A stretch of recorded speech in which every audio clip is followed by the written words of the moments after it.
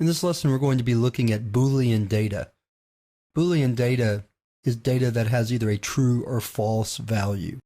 Now, Ruby actually provides a third Boolean value, nil, but in most contexts, we're interested in only true or false values, so we're going to concentrate on those two.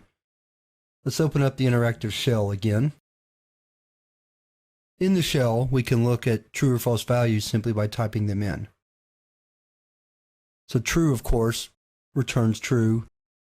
False, of course, returns false. Normally, we're looking at Boolean values based on some type of comparison that is made.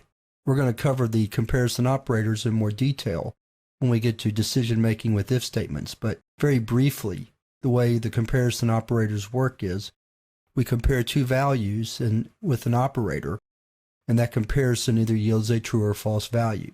For example, 100 greater than 1 returns true.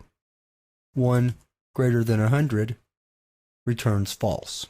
We can also assign variables Boolean values. So for example, we can write flag is assigned the value true, and flag now contains true, or we can write flag is assigned the value false, and flag's value is false.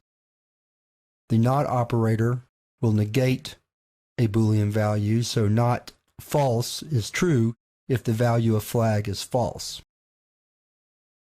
You can also double negate, should you choose, but negating more than once tends to be confusing, and it's probably best just to stick with single negation when you need it.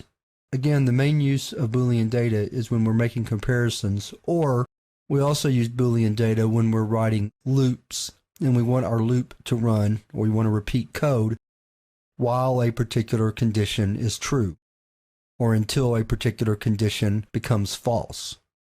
When we get to the sections on decision making for if statements and repetition for loops, we'll look at how we use Boolean data in those situations.